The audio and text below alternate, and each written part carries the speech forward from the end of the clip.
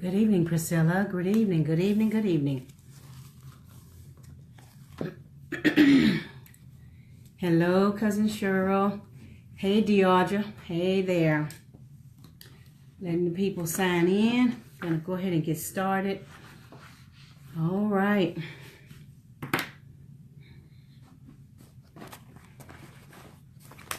I'll get set up here. Good evening, Renee. Hey, Roderick. See y'all chiming on in. Come on in. Come on in. In the think tank, we do get started on time. Thank the Lord for that. We are timely in this ministry. Hey, Sunday, how are you? Pray all is well. I pray all is well with you. Ethelberry. Go ahead and get started. The time is 8:02, so we are actually it's 8:01. But we're still 1 minute behind. So we're going to go ahead and get started in the think tank, the place where we have real life conversation for real life issue. I am Val McCray, your visionary for this ministry. And I want to thank you for taking time out of your evening and signing on to talk with us tonight about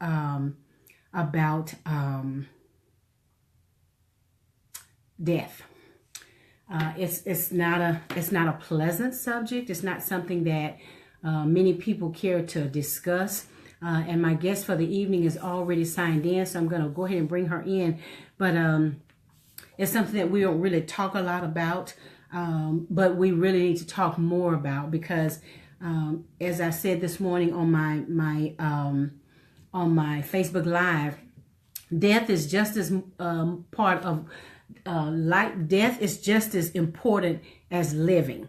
And when I say that, what I mean is the preparation. We prepare for life, but very few of us, when you really get down to the nitty gritty of it, prepare for death. So we're going to talk about the issues of death tonight. We're going to take the sting out of preparing for it, because a lot of times people just say, I don't want to talk about that. I don't want to think about that. But the fact of the matter is, we're going to have to deal with that one day, or your children may have to deal with your demise, or you may have to deal with your parents' demise. The fact of the matter is, we have to deal with death. And in order to ease the sting, we've got to talk about it. And that's something that we just don't really talk much about in the African-American community, because there's such a stigma attached to it. But we've got to get to the point where we are comfortable talking about those things that make us uncomfortable. And that way we can begin moving in the direction of preparation and getting ourselves prepared for the unknown. So my guest is with us tonight. Deordre, if you would, send me an invite requesting to be a part of this live feed, and I will accept it, and we'll go ahead and bring you on. And as she's doing that, let me say this to us. I want to put the questions back on our minds again, that I don't know if everybody got a chance to see my Facebook Live on this morning. But basically what I was asking us is what we're going to talk about tonight. Okay, she is, hold on just a second, y'all. Okay, she's coming in now.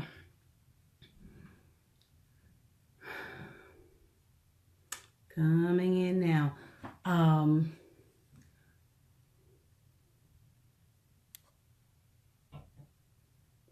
Okay. And the question that I put on the table for us this morning was, would your death financially destroy your family?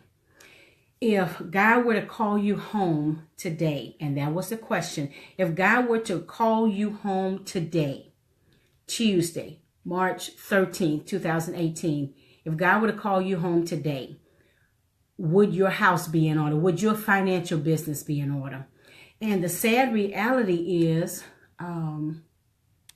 let's try it again, Deordre.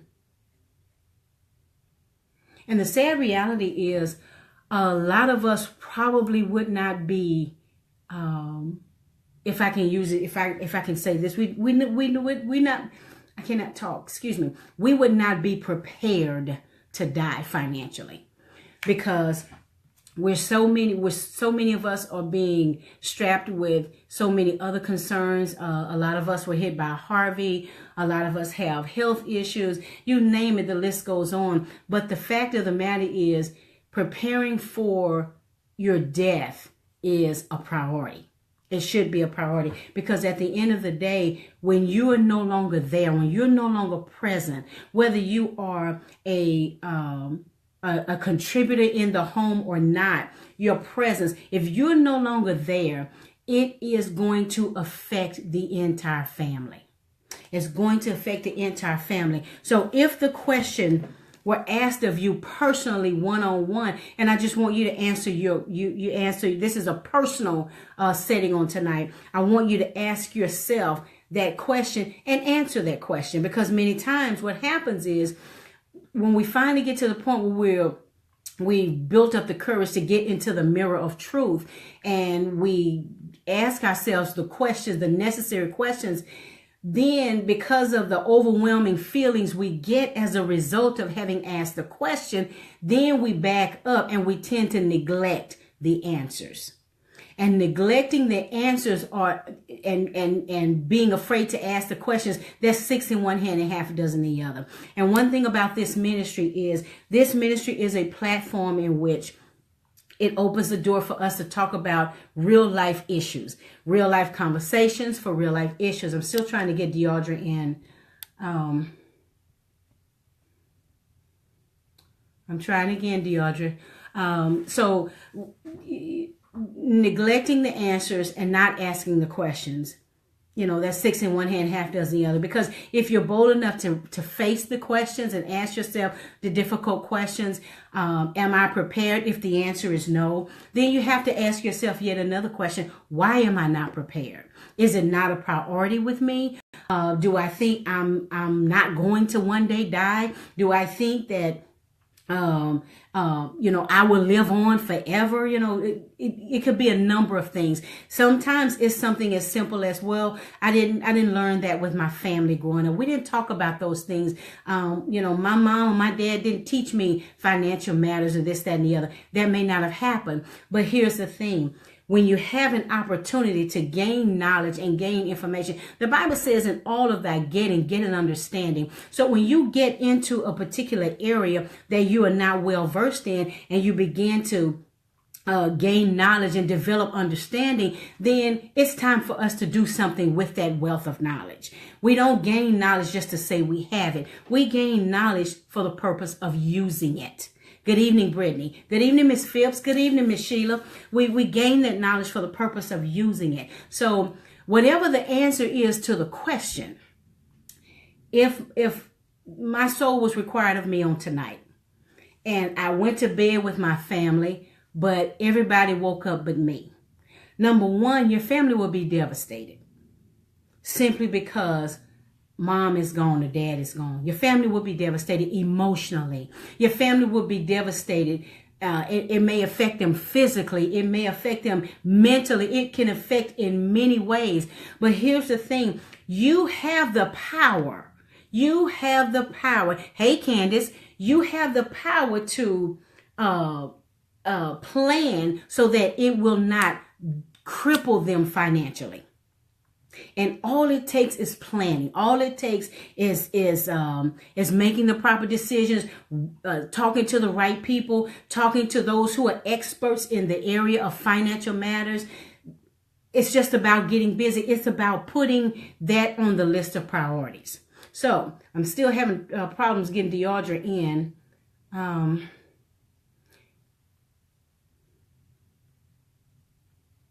Okay. Okay, send it to me again, Deordre, and we'll try and get you in again. Good evening, Thesha.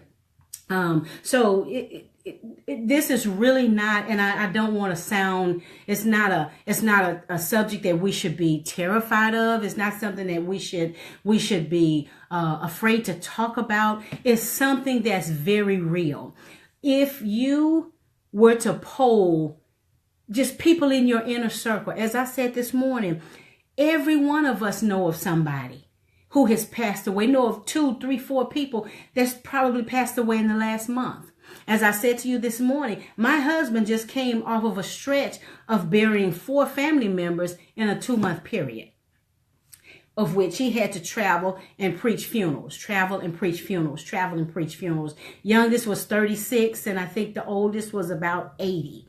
But 4 family members nonetheless. So that's why we're having this conversation on tonight, because many times we just say, well, I have time. I'll have time. Well, I'll deal with that later. Well, I have something more pressing. But we have got to put financial planning on the list.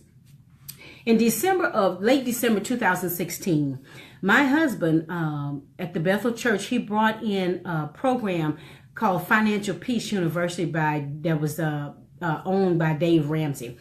And for, I believe, 10 or 12 weeks, he taught through that entire process.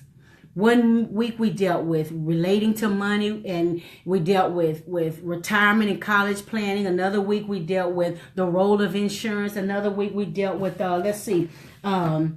we dealt with debt, dumping debt. We dealt with all the different kinds of insurance and all the different kinds of ways you can save for college and save for this and save for that. He talked about our attitudes regarding money.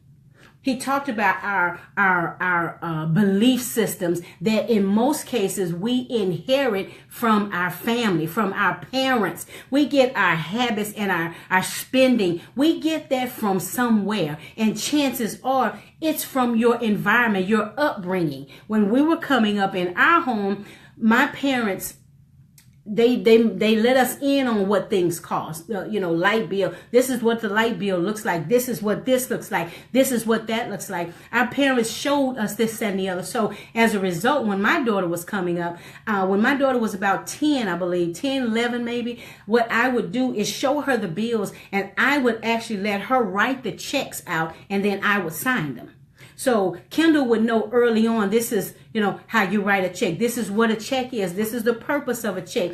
Sometimes we would go to the grocery store, and I would let Kendall step to the customer service counter. And, it was funny to people, but, in some cases, people, of course, understood what I was doing. I'm trying to teach her money management skills. Now, other cultures do this, but a lot of times African Americans don't get into that, because it's just easy. It's easier to just do it ourselves. So, kill the frustration as opposed to just stop taking the time and teaching and training. Proverbs 22:6 says, train up a child in the way that he should go, so that when he becomes old, he will not depart.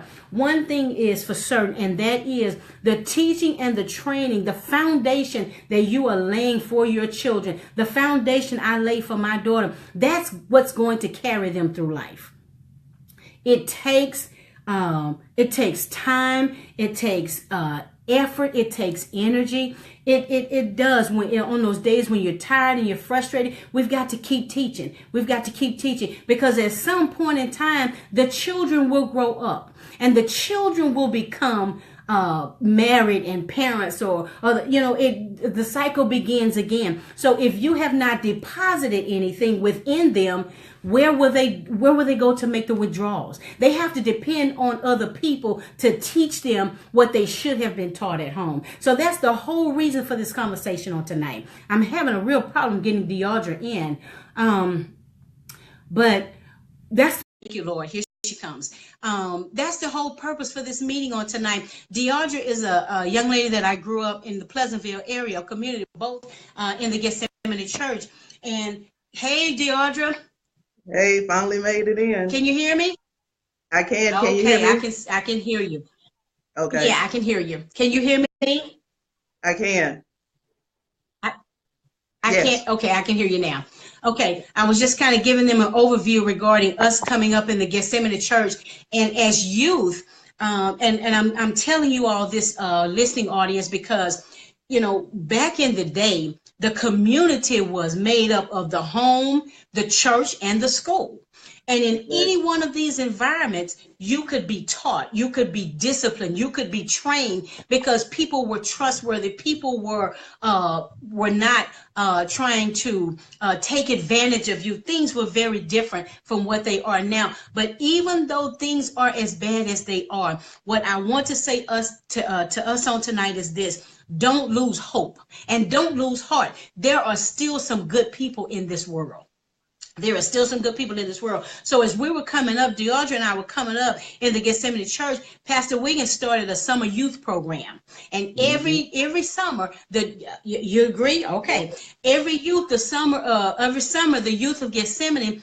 Reverend Williams would bring everybody together, and the matrons, the ladies would take the girls, and then the men would take the boys, and the boys would take care of the outside. They would go and cut yards for elderly members. They would go and they would do the outside work, cleaning up shrubs and this, that, and the other. And the girls were taught how to clean. The girls would go and go and clean up homes for the sick and shut in, and for elderly ladies who couldn't do things for themselves. We were taught these things, and Reverend Wiggins would pay us $5. Now, of course, we thought we were making big money, but Reverend Wiggins paid us $5. But that was a very critical part of our lives. That was the training. That was the foundation that Deordre and I got. And now here we are today. Deordre and I, of course, both grown women with our own children. It's so ironic because Deordre and I were in the hospital at the same time, and we were having our babies. I think you were 4 doors down from me, or 2 doors down from me, and she was having her daughter as I was having my daughter. And here we are now with our daughters the same age, I think 4 days apart, and Deordre is a financial planner. So it was the interesting twist to this is when this morning when I got up and the Lord spoke to me about dealing with death and are you prepared and all this. It was so ironic when I went on and did the Facebook Live this morning. I had no idea that when I got to work, I would find out about a dear coworker of mine who passed away last night. Oh, wow. And that just took the wind out of me that she passed. But it just proves my point that none of us know the day nor the hour. Right. And we have got to get to the point where we make it a priority to plan for death just as much as we plan for life. So that is the reason for our guest being here on tonight. Deordre is a licensed financial planner, and we're going to talk about the need for insurance, the need for financial planning, the need for having everything laid out in the event of your death, because none of us know, and I cannot stress that enough, none of us know when the Lord is going to call us home. So I'm going to turn over to Deordre, and she's going to tell you a little bit about herself, and we're just going to jump right in. If you all have any questions, please type them in the feed, and we will get the questions answered. But I'm going to turn it over to you, Deordre, and if you would just, tell the audience a little bit about yourself and how you got into financial planning, and we'll go from there. Okay. Hello, everyone. My name is Deordre Adams, and I am currently a financial coach with Primerica Financial Services. And just a little bit about me, I'm an educator by day. And so I've been teaching for 16 years, and I became a client with Primerica. And as I was a client, I was referring some people, to the company because at the time they were doing mortgages. And so the guy was like, well, hey, you're given a long list of names. Before you refer those people to me, why don't you just come see what we do and see if you can get paid to help the people that you have on the list, since you seem to be a person of influence. Mm-hmm. And so I went to an overview, and it just made sense to me because now I'm a client and I know exactly what the company does, so I can help someone else.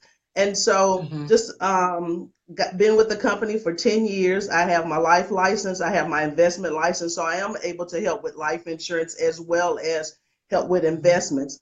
And just to tell you who we are as a company, we've been around since 1977. And our mission is to help families earn additional income, make sure that they're properly protected with life insurance, show you how to get out of debt as soon as possible so that you can be on track to retire financially independent. Okay. And why we do what we do is because people are living paycheck to paycheck. People don't have $500 worth of savings. People don't even really have enough life insurance.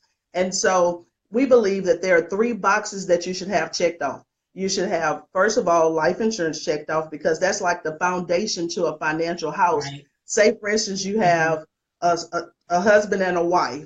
God forbids one of them die too soon. Both of them are bringing in income. If something happens to one of those incomes, the other one is going to be devastated, because now they either have to go get another job Or sometimes we kind of make a joke about it. I have to remarry because they are trying to replenish the income that goes into the household. And so Mm-hmm. also the second box is having an emergency fund. Just think about we recently had Harvey, how many people really needed money but couldn't and wanted to depend on the government to help us. So you need an emergency fund. And the third box is be prepared for retirement. And so if all of those things are in place, then you are financially set. But the reason why we Mm-hmm. don't have all those things in place because we have too much debt or we're not making enough money where we are. And so because of those things, I really try to sit down with families to make sure that they have those things in order. And when I do it with the financial Mm-hmm. needs analysis, and the financial needs analysis is like a GPS. This is where you are. This is where you're trying to go. Let me show you how to get there.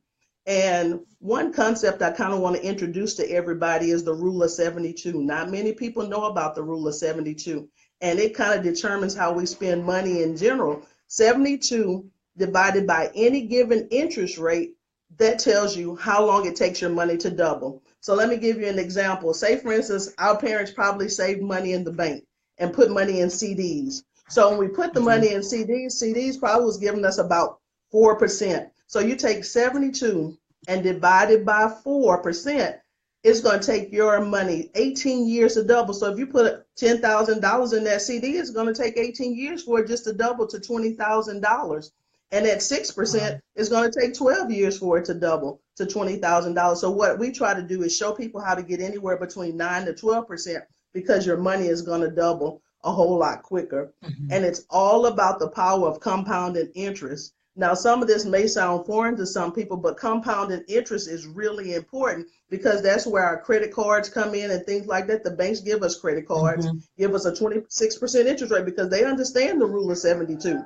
And so, because Mm-hmm. of that, our money, we owe them a lot more money than what they lent to us. Okay. And so, say for instance, you're saving for retirement at $200 a month. You have people that come to the job outside of your 401ks and things like that that try to help you set up additional retirement plans. And a lot of times we're like, oh, well, I can do $200 a month. So, say for instance, starting at the age of 30, you're saving $200 a month. Retirement now is about age 67. At 3% interest, that's going to be $162,000 saved up. Well, people are living 20 years Right. beyond retirement now. How long is Right. that going to Right. last? You know, at 6% is Right. 327,000. That's a little bit better, but what we find is that most people haven't been educated about it. And that's our biggest problem. Once again, is because we have too much debt. Another Mm-hmm. way that we help families is what Val's been talking about all day is through life insurance. And we believe in the theory of decreasing responsibility. The reason why we Right. say theory of decreasing Mm-hmm. responsibility, because at a young age, you have young kids that depend on you. You have a mortgage, you have debt. So, like I said, Mm-hmm. if something happens to one of those spouses or someone in the house, the other is going to be devastated. But as we get older and time goes on, the kids are grown and hopefully out of the house, the mortgage is paid off, and the debt is lower. The need for life insurance is really not there as much as it was in the younger years. Mm-hmm. At this time, because of retirement, we want more money that we want to spend now versus needing money for life insurance. And so at that point you become self-insured, and that's something we educate people on, is how to become self-insured, because if you're self-insured you can pay to bury somebody, and the money that you Right. save, or the 327,000 that I just referenced, you're able to use that to help continue to take care of the family or leave a legacy Mm-hmm. behind or something like that. And I know most questions that are asked is, what's the different types of life insurance? Growing up, Mm-hmm. everybody talked about whole life, whole life. There's whole life and there's term. Now, let me tell And you, this there's term. various types of whole life. You have universal life, you have variable life, you have straight life, and so, but no one really understands what that means. A lot of times when we get whole life policies, because we want to borrow against it. It's like, oh, well, it has a Right. savings attached Right. to it. So just to kind of Mm-hmm. explain to you, say for instance, you're paying $100 a month. $25 is going to the life insurance, and $50 is going to life insurance, and $50 is going to the savings.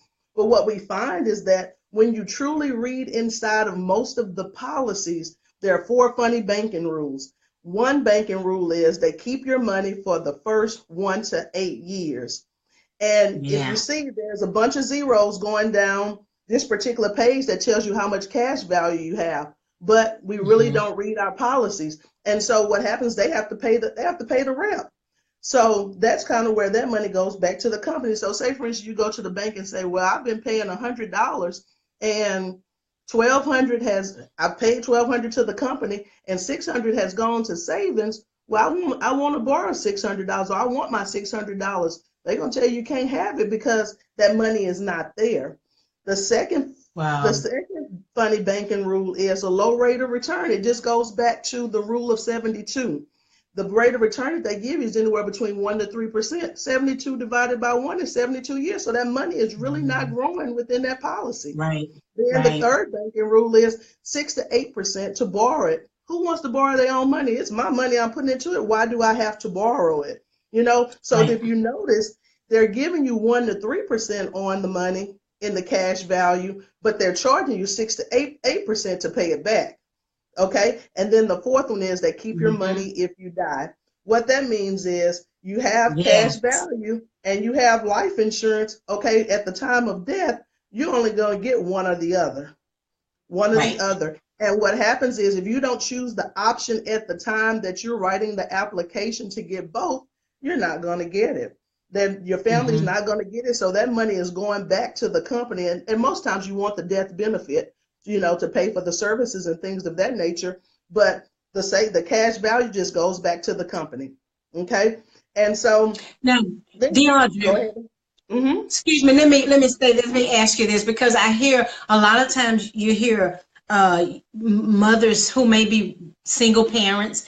A lot of times people will say, I can't afford life insurance. Mm-hmm. I'm all of my bills are taking my money. I cannot afford it. What would you say to a young client, to a woman who is trying to make ends meet, who's trying to make sure she gets food on the table? That's right. And I'm now, and let me say this: I'm not talking about somebody who has, $300 worth of weave. I'm not talking about somebody who spends $70 every week on nails. And I say that because, and I don't say that to pick Right. at anybody, but I'm Right. saying I'm talking about priority. I'm talking Right. about that mother who's really trying to make it happen for her children, but she says, I don't know where I can take another penny from. What would you say to her? Well, what I do, I personally sit down with the families to show them where they can free up money because a lot of times we are eating out too much. We are buying Mm-hmm. too many Starbucks coffees, and just kind of show them, okay, let's take a notepad for a month and jot down everything you're spending your money on to Mm-hmm. see where you can free that Right. money up. And so that's usually what I recommend to families. And like I said, when I sit down with a client, I know everybody doesn't want to do the opportunity, but when you're trying to better yourself and Mm-hmm. trying to become financially independent and get out of that rut that you're in, the opportunity is here to make an extra $500 a month. I mean, just helping one Mm-hmm. family, you can do that. So we do offer the opportunity as well. I mean, that's not everybody's story, but what I would say is at least start writing down what you're spending your money on. Just, I mean, everything. And then sometimes you're going to find that really I don't really want to write down $1 for that pack of gum. You know what I'm saying? I don't want to write down that Yeah. $2 for that Coke. You know what I'm saying? And so then you're able to Mm-hmm. start freeing up money that way. So yeah. Yeah, So because that's what I now would I have a recommend. I have a girlfriend and I tease her a lot. But her children are grown, and she and her husband, doing well. She spends $7 and I think 48 cents every day at Hmm. Starbucks. I believe it. Yeah. Every day at Starbucks. And I always tease, it's like, girl, you can do this with that. Would you just let that Hmm. money bill make coffee at home, go buy your bag of Starbucks coffee, make your own? But she said, that's my thing. And she always gives me this counter, this clap back, well, you like purses, you like shoes. I like my Starbucks. But Right. even in the purses and the shoes, of course, I've slowed down. But when we really look at, because that's one of the things that I really liked about Dave Ramsey's program as well, Right. when you really look at and really write down and pay close attention to where you Hmm. spending your money, It is Exactly. not a person, there's not a person in this world that can tell me they cannot afford life insurance, because you Right. can. Because as I said this morning, I personally, and I did offer the disclaimer of, everybody's truth is not Val McCrae's truth is not everybody's truth, and vice versa. But it is the most selfish thing in the world Right. to live your life and to shop and to travel and to live hound the hog and to have big parties and entertain and all that and be known as this grand person, and then Right. you die and your children and your family suffers. Right. They have to go fund me, or they have to have a fish fry, they have to have a barbecue just to bury you. I think it's selfish, and I think it's self-centered, and I just think that by the time you go and you spend $7.48 at Starbucks every day Hmm. for a month, you've paid for life insurance. But a What I've lot of discovered, times we Val, don't want to let go of our creature comforts. right, but what I've discovered is a lot of people are not educated on life insurance. No one wants to talk about death, but number two is everyone thinks life insurance is expensive, and so it's not as expensive It's they not. think it Mm-mm. is. They can get a cheap term Right. policy that will give them ample amount of money in order Mm-hmm. to, make sure that their family is taken care of along with burial if they go that route. It's just a matter Mm-hmm. a lot of people are not kind of passed down from what, okay, I saw my grandmother pay the insurance man every month in the envelope, you know what I'm saying? And they are not aware of all of the other options that are out there that's Mm-hmm. available to them. And so that And you know what I'm education. finding out too? What I'm also finding out, Deordre, is, you know, for me at 50, I never thought I would see the day that I see so many women in my age range who are Mm-hmm. widows. Mm-hmm. The husband has passed on, and it's on us now. And we may still have a child at home. We may still have a teenager, or we may still have college tuition and all that. Right. But when husband was here, everything was fine. But now Mm-hmm. that husband is gone, everything is on me. I have to handle everything, and it can be so stressful. It can become so stressful when it's just you and you're just hoisted into this lifestyle of single motherhood, or, having to take over the house note and everything yourself. So I know it's scary, but I wanted to tackle the subject, number one, because the Lord put it on my heart. Number two, because it's something we need to talk about, because we do have these myths and these fictitious beliefs that it costs so much money for life insurance when Right. it doesn't. It doesn't And have to cost as much as you think. It depends on, what kind of policy, all of the particulars. But I think if people were to sit down with the Deordre, and get some financial planning, and be willing to be vulnerable and lay it all out and say, okay, mm-hmm. this is really my problem. This is where I Right. really kind of need some help, Right. because accountability goes a long way. Mm-hmm. Accountability goes a long way. And when you hold Right. yourself accountable and you conduct yourself and you handle your money properly, my grandmother used to say, honey, if you take care of your money will take care of you. With you. And I Mm-hmm. believe that. If you handle your money properly, your money will take care of you. So, Right. I think it's critical that we have conversations like this, because if I don't get but one woman from, or one man from this live feed tonight that says, hey, I need to talk to her, because I need to figure my way out of this. I need to see what I need to do. Then I feel like I'm on the winning side. I feel like, Right. okay, somebody is making a change in their life. So, Right. how would you uh lead a person into tackling their debt? Because you know what, a lot of times we go on autopilot with the debt, because we just be Mm-hmm. swiping and swiping and swiping, and before we know it, that balance is way out of control. I had a girlfriend that, just swiping, and it's not that big of a deal. It's like Right. $35 at Macy's. Oh, it was $50 over here. But when it was all said and done, she had raised over $35,000 in debt, and was terrified to tell her husband. Mm. But it seems so subtle, but a lot of times we get in this place and we become embarrassed, and then we want to shut down because we feel closed in. So Right. what would you say to a woman or man who's struggling with a lot of debt? How would you approach that? And earlier you mentioned Dave Ramsey, and he often talks about debt snowballing. And so pretty much what I would do is collect Mm-hmm. their information and just kind of show them the difference between their revolving and their fixed debts, and show them, okay, well, this is what you're spending a monthly on your debt. Let's tackle each one individually and make sure that Mm-hmm. you pay the minimum payment on everything. And once you pay off that one debt, don't act like oh, I have more money now, I can go buy a new purse or whatever. Take that same money, Yeah. because you're used to spending $2,700 a month on your debt, whether it's for the mortgage, Mm-hmm. your credit cards, and things like that. Okay, well, take that bill that you paid off, let's apply it to the next debt. And then just Mm-hmm. continue applying it, because you're used to paying that $2,700 or Right. 3,000 a month on your debt. And once you tackle each one and don't act like you have extra money, then you'll be Right. able to pay it off 15 years, 8 to 15 years sooner. And then, but Mm-hmm. what I also teach people is, once you pay off that debt, now let's apply it to your retirement account. So you're used to paying $2,700 or $3,000. Let's apply it to retirement, because we're behind on retirement. Everybody's Yeah. living for the now. They're like, oh, well, I'm not worried about retirement right now, but let's take that $3,000 and put it into a retirement account, and you can make sure that you're able to make it that 20 years beyond, retirement. So that's why I do the debt Mm-hmm. snowball. And once you do that, because you're used, and then once again, it's all about habits, Val.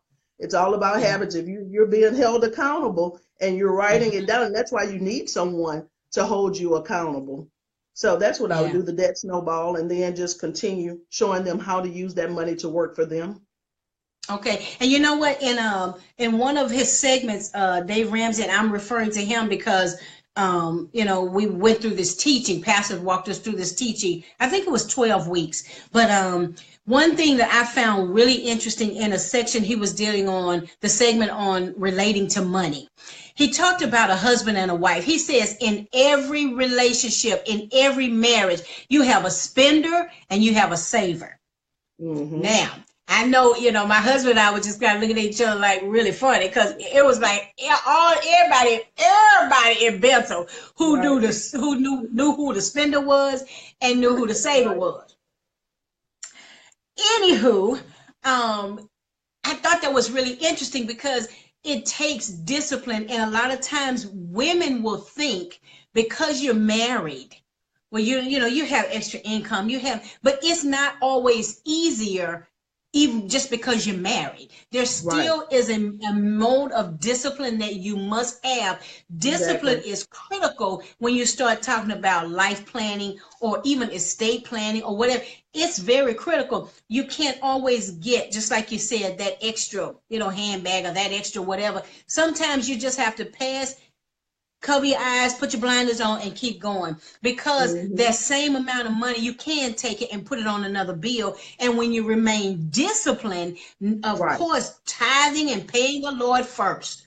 When you tithe and you pay the Lord first, if you take care of God's business, I know God will take care of your business. So Right. when you do things in order, it just works out, and it goes back. We're going back to the basic principles. We're going back to the word of God. Put God first and he will put you first. So a lot of times it's really about simple discipline. It's Mm-hmm. about disciplining yourself and seeing that thing through, because that paying off a bill, and I'm guilty. I will say this, transparent moment. I'm like, okay, I done paid this off. So I'm Okay. gonna take this money and I'm I'll gonna go, treat because myself. I owe that to myself. I Right. deserve that. My Right. husband's looking at me like, girl, bye. But we tell ourselves those lies because we want to feel good. But we Mm-hmm. have to stay the course and take that money and shift it to the next bill. And when we take it and we shift it to the next bill and we stay with that, we'll find that, the debt will eventually get paid off. Right. Yeah. It'll eventually get paid off because yes, thank you, Valencia. Discipline is key. You It got is. to You got to hold on to it. And then you have to keep in mind, you have to keep balance in your mind, because anything can happen to me. And if I'm a single mother, who takes my children? Right. Who sees after my children? How will my children make it if I'm no longer here? And these are critical questions that we must ask ourselves, because people are dying every day. And Right. I don't know what the numbers are. Maybe you can help me there, but I don't know what the numbers are regarding, the percentages of people who have life insurance versus those who don't. But we've got to do something to turn a tide, even in the African American community, because Right. personally, again, I'm so tired of all of the GoFundMe. And you see pictures, and people are trying to pull pictures together for a funeral program, and you Hmm. see people on cruises, you see people with all of this expensive garb on. You couldn't afford life insurance. Right. Right. And I think a lot of times, Val, we think we're invincible. I'm telling you, just 2 weeks ago, when I was in the accident with the 18 wheeler, and I was between two 18 wheelers, and I was just like, Mm-hmm. man, I think I'm invincible. I could have been dead, but I was happy that I had my affairs in order, that Yeah. Ariana would be taken care of if something were to happen to me, that things would be paid off if some, but that's not everybody's Mm-hmm. story. And then let's go back to just having to bury my grandmother. Right. It's like, okay, so back then they had all these little policies, $1,000 policy here, $5,000. She had been paying $1,000. She paid on $1,000 policy since 1972 and was still paying on. You know how long you could have saved that up? And so it's just like I said, it all goes Wow. back to education. We tend to say, oh, this was my parents used to do, so now this is what I'm doing, because Mm-hmm. they wasn't really educated, but that worked for them back then. Now this is a new day and Mm-hmm. time, and so everyone wants to live in the now, that microwave mentality and things like that. And so it's just like Mm-hmm. we have to get our affairs in order. We have to be more educated on finances and things of that nature, and stop living for the now, because in the Right. future, what's going to happen then? And if something happened to you too soon, are your kids going to be taken care of? And what people fail to realize is, some people Mm-hmm. are like, oh, I have life insurance on my job, but what if you don't have that job anymore? People are like, oh, well, Right. um, what else? They don't realize that you have to qualify for life insurance. Yes, you can get Globe Life or something like Mm-hmm. that, but there's a 2-year Mm-hmm. contestability period that people don't know about. Okay, so if once you Right. get life insurance, there's a 2-year contestability period. So if you die within those 2 years, what's going to happen is they're going to pay the premiums that you paid into it, and maybe a percentage of the face amount, but you're not going to get it all. Also, we get diabetes, hypertension, and all of those things. I was 33 when I got Mm-hmm. a 30-year term policy, and I barely qualified with my hypertension, and now I have sleep apnea. I'm sure I won't qualify. And I'm still young, Mm-hmm. and so that's what people Yeah. don't Yeah. realize, that you got to qualify for life insurance, and everybody keeps putting it off, and it's getting more and more expensive. The older you Yeah. get, the more expensive it gets. Now I have people calling me, oh, well, I want to get life insurance on my mom. She's 70. Well, you barely making the mark. You know what I'm saying? Everyone's Right. waiting too long. If there's someone that depends on your income, you need to have life insurance. If you take care of Right. someone, a child, a mom, or somebody, make sure you have life Mm-hmm. insurance on them. And remember, there's insurability that you need, ability that qualify for. So you can't just say, "Oh, I want it on my uncle," or "I want it on my aunt." You have to have Mm-hmm. a responsibility for that particular person, whether it's a maid or kids or someone like that. So it's a lot of Mm-hmm. rules to life insurance that people don't really recognize. And they're like, "Well, do they need to know that I'm getting life insurance on?" I'm sure someone will write a policy and they don't know that you got life insurance on, but there are rules to life insurance that people need to follow and truly need to know. So that's kind of my Okay. spin on that. And you know what? You touched on something really interesting. Well, you touched on a lot of things, but this one thing you just said really kind of shook with me, because one thing that people don't realize is that life insurance and good health go hand in hand. Hmm. Life insurance and good health. If you in good health, that thing will work for you in terms of Exactly. policy premiums and all that. But now, even Exactly. in my case, having had a stroke and heart surgery, Hmm. I'm so thankful that I have Yep. my policies. My policies are Right. in place. I've had them for a while. My husband Right. has his hypertension and all. My daughter didn't really have any medical issues at 21, but I'm so thankful that we have that in place, because Hmm. some people would not even want to insure you, Exactly. or they will give you this astronomical amount because No. you have a Hmm. health condition. Right. Yeah. Once again, you still end up with that $10,000 policy or that $5,000 policy that can bury you, but still can't take care of the kids if something happens to you. So Right. exactly. Wow. And I when have a and when lady, I'm sorry.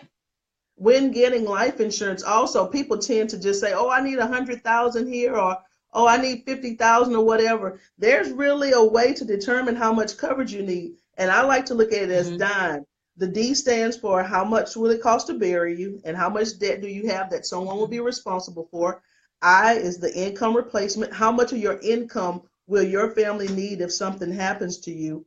M is for the mortgage. If you have a mortgage, do you want the mortgage paid off if something happens? And then E, your children's education. And once you kind of look at that formula, then you know Wow. exactly how much coverage you need. But the $10,000 policies Hmm. only thing it's going to do is bury you.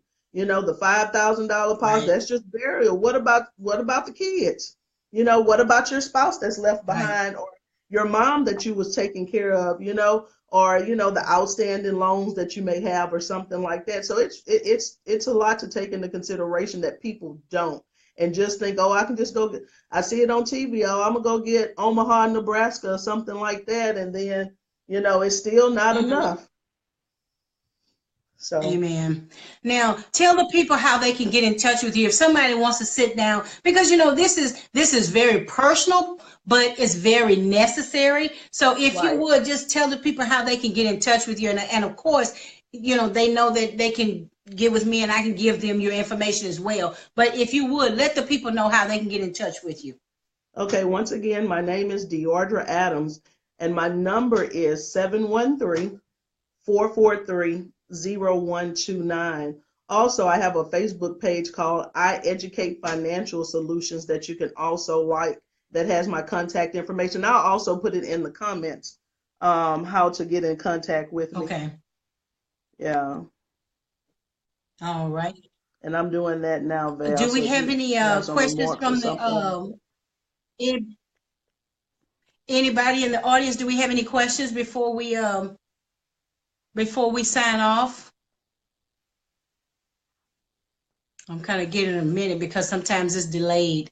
I did have one lady, Deordre, that reached out to me, and she said I need to speak to her because I need to get life insurance for my son and my daughter. So I will give her okay, information to you, but she definitely wants to sit okay, down and talk with you because she says she needs to get some, for them. So okay, that would be a one-on-one, but I will give you her yeah, information. Yeah. okay. And thanks for trusting me with your platform, Val. I All right. appreciate it. Oh, you know what? I appreciate you for saying yes, because um I I have to know for myself. I don't want to trust, and as funny as it may sound, I want to know that people are credible. I Right. don't want to trust this platform to anybody, because number one, God has entrusted it with me. So I don't want to just Exactly. allow anybody to just come in and just spew a bunch of stuff. There's no truth. I'm not into the rhetoric. I'm serious about us having real life conversations for real life issues, because people are having some real life issues. And a lot of times these issues are not being discussed adequately in the church. Hmm. They are Right. not. They're So not. I'm thankful that God gave me this opportunity to build such a platform, because you know people people are going to church every Sunday. People are going to church on Bible study nights, whether it be Tuesday, Wednesday, Thursday, whatever. And people are still going in and coming out hopeless. And in some cases, it's not because the preacher's not preaching or the preacher's not teaching, because there is a responsibility on our part as well. A lot of times we don't go to get what we need. And it's the same here. Uh-huh. You will never change anything in your life until you first face what the real issue is. And I just believe that. And we've known each other all our lives. I mean, I just believe Right. until you are willing to confront it, you will never be able to conquer it. Your finances may be Right. way out of whack, but if you're willing to sit down and be honest and be vulnerable with somebody and put the real stuff on the table and not be trying to hide money, not be trying to, because then you are in essence wasting somebody's time. So, Mm-hmm. I'm critical. I'm very critical of hearing from the Lord regarding who needs to come and who needs to speak, because I trust this platform with the persons that I have to come on. I Uh-huh. really do, and I know that God trusts me with it, and I believe in being a good steward over what God has trusted me with. So I thank you. Uh, Here's a question. I see. Sonia says, I have life insurance, but did she just help people in her area? No, I can help anyone. Okay. Yep, I can All help right. anyone. And I think Catrice had is it Catrice had a question as well. Is it better to have more than one? And my response to that is, if you have one that's ample amount, it's okay to have more than one, definitely. But if you have one Mm-hmm. that's ample amount, that's fine too. So it just depends on how much coverage you have, and if you know how much you truly need, then that's how you determine if more than one is necessary or if you just need one policy. But the more the better. But make sure that when you have more than one, that the details in it, you truly understand what you have. That's really important. Make Okay. sure you understand what you have, because a lot of times we get life insurance policies and we just kind of throw them in the drawer and never read them again. And on some of them, there's a clause that says if you don't increase your premiums, there's a possibility that you will have zero at the time of need. And most people don't see that on there. Um, Yeah. and you've been paying for something and you Uh-huh. have absolutely nothing. Yeah. Right. Yeah. Right. Mm. You see the comment from Miss Pruitt? I did. I see Miss Pruitt and I see Sonia Okay. as well. Okay. So I'll follow up on those. Okay. All right. Well, if there is nothing else, okay, Brooke, put your information out there. Okay. Yeah, I appreciate it. Thanks. Facebook, I Educate Financial Solutions. Thank you, Uh-huh. Brooke. Okay. Cora says, thanks for sharing your knowledge. I tell my friends all the time, enroll in the life insurance and be fully invested into a 401k slash 403b. What's your And what's your let position me on the 401ks and the 403bs? okay. I think that it's important that if a company matches, definitely put up to the amount they match. At that point, then you want to probably Mm-hmm. go to a Roth IRA. And the reason why I say a Roth IRA is because in a 403b, TRS, all of those things, those are before taxes. So if you think at the end you have Okay. 100,000, it hadn't been taxed yet. So really you only have 80,000. Okay. With a Roth, it's Okay. set up a little different because it goes in after taxes and it's not money that you have to borrow.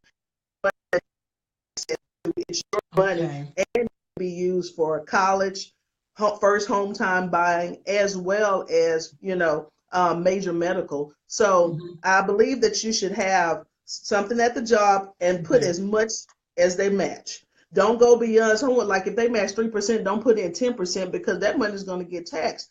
But if they match 3%, definitely put 3% in because that's free money that they're going to give you. Then go outside and get a Roth and set up a Roth IRA. And don't just go to the bank and be like, oh, I have a Roth IRA to the bank. Because once again, we already talked about the rule of 72. The interest rate that they give you, divide that by Mm-hmm. 72, and that's how long it's going to take your money to double. So even though the financial institutions provide, you still want to go with someone with a higher rate of return and make sure that you're putting it into um, funds that are going to give you that higher rate of return.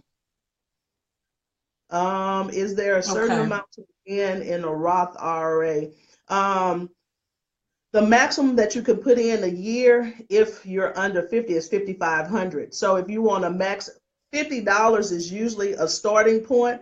But if you truly want to Okay. retire financially independent, you want to try to max out a Roth IRA as best you can. And that's about $483 a month. Now, once again, if someone is struggling financially, start with the $50 so you can get in the habit of saving.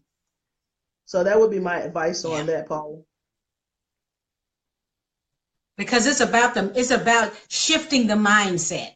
Yeah. Exactly. And most people do, yeah, most people tend to think, well, it's really, I mean, I'm not doing that much, but what you have Uh-huh. to do is shift the mind. And I always Exactly. use the analogy with people that you can't turn a yacht around in the water like you can a Volkswagen in the street. Mhm.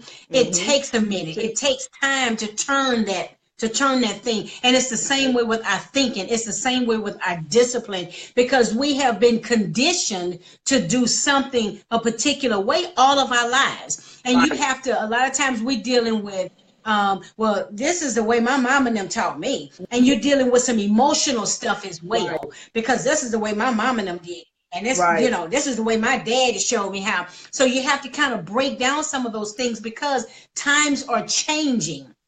And the day is gone where Uncle Pete off Soul Food had a TV full of money. That day Okay. is gone. That day is Right. Right. gone because, girl, Right. but our grandparents used to keep money in the mattresses, and my grandmother used to Right. keep money in the can, in the freezer, and all that kind of Uh-huh. stuff. Those Right. days are gone. Those days are Yep. gone. But back then, they didn't trust the bank. They didn't Mhm. trust the Mhm. banks. And, Right. it's kind of like we kind of slowly going back to that because, rule of 72, I mean, who does that work for? Right. Right. Right. But then again, Val, I'll also say about the bank, we're so used to putting our money in the bank. Only thing the bank is doing is hopefully and making off our money. Once again, that's something I teach people. You have to go directly.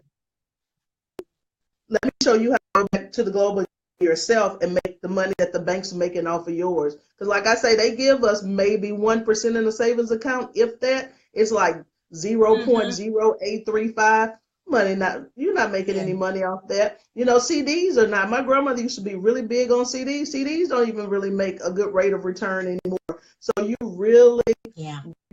it's very important to get with someone that you trust, that knows about finances, that can truly help you.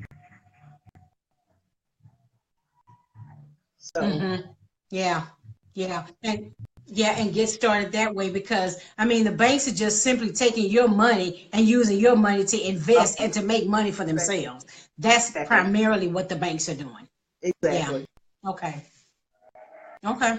Well, if we don't have any other questions, I'm checking to make sure we don't have anything else. I think we answered everyone. I think so. Okay. Yeah, your information is there. Deordre Adams, 713-443-0129. If you want to get in touch with her, or you can go to Facebook and look at go for I Educate Financial Solutions. You can look her Hmm. up there, or you can just simply go to her Facebook page, send her a friend request. Hey, I was Right. on the think tank. I need, we need to set some time up and we need to talk because all I am, and as I said this morning, all I am is the voice. And I prayerfully, and I take much pride. I take much pride in asking God and waiting on God to answer. Ask God who and waiting on him to tell me who. And there has not been a single time I've been disappointed. So I want to say thank you. Thank you. I thank you for your information. I thank you for you making it easy for people to understand. You know what? It's interesting you said that, Cora, because I was thinking about that earlier. Cora Yep, that's says, will you definitely come my out to mission. that? Yep, I definitely will. I'm trying to get into the Okay. communities and help families because we really need it. We really need it. So Mhm. definitely, anytime. All right. Well, I tell you what, we're gonna get a forum set up, through the think tank, but of course through the churches. Anybody want to get in touch with Deordre? have her come, I'll be there too, because I I know want to that's support. I want to get as much right. information as I can, because Exactly. we have, children coming behind us, and we need to Exactly. continue the teaching. So, life won't be, I always want Kendall to do better than me. I want Right. Kendall to have more. I want Kendall to accomplish more than I did. And that's just a mother being concerned about her daughter. And I want to be known as that person who leaves a legacy for my children's children, according to Right. Proverbs 13. I want to be that person. When I'm gone, I want my child to know, my mother took care of me. My mother was looking out for me. And, we need to get back to that in the community, because we've lost that. We've Definitely. lost that. So, all right then. Well, thank you so much, Miss Deordre L. Adams, Thank for you. being a part of the think tank, the place where we have real life conversation for real life issues.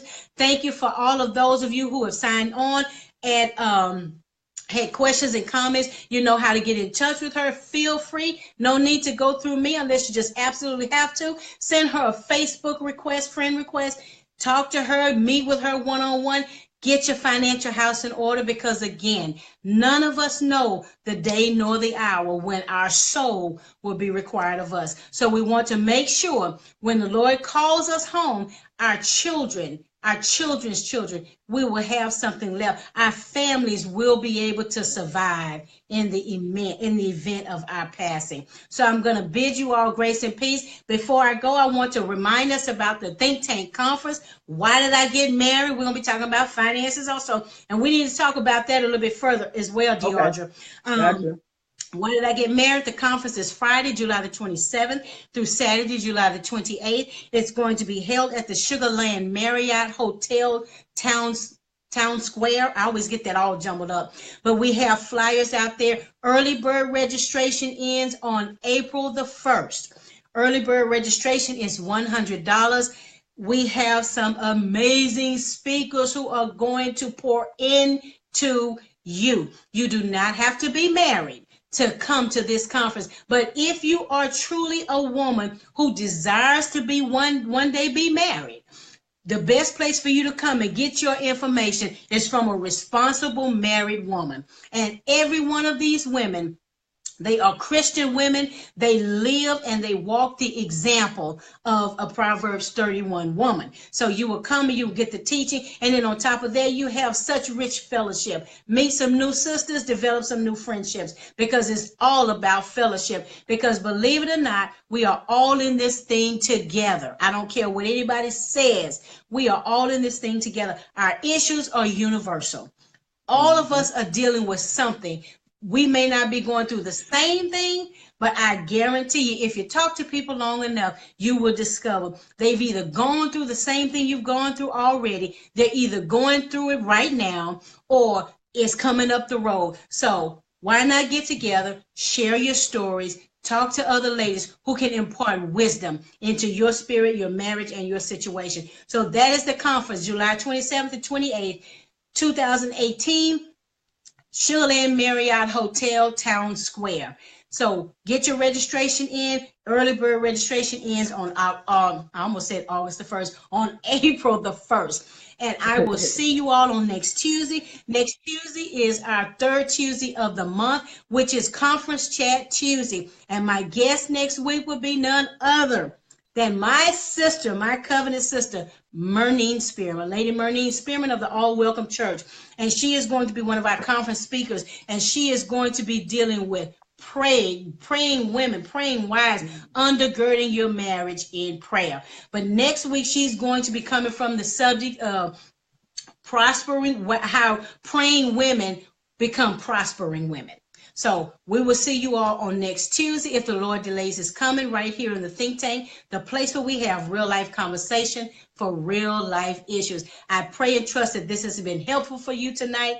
If you have any more questions, reach out to Deordre. Her number and information is out there in the feed, or just simply send her a friend request on Facebook, and you all make it happen, hook it up, get through it, make some changes. Amen. Amen. Thank you for joining me on Amen. tonight, and I will see you all, Lord be my help, next Tuesday in the think tank, the place where we have real life conversation for real life issues. Bye bye for now, and thank you again, Deordre. Thank Thank you, you. Val. All right. Good night. Good night.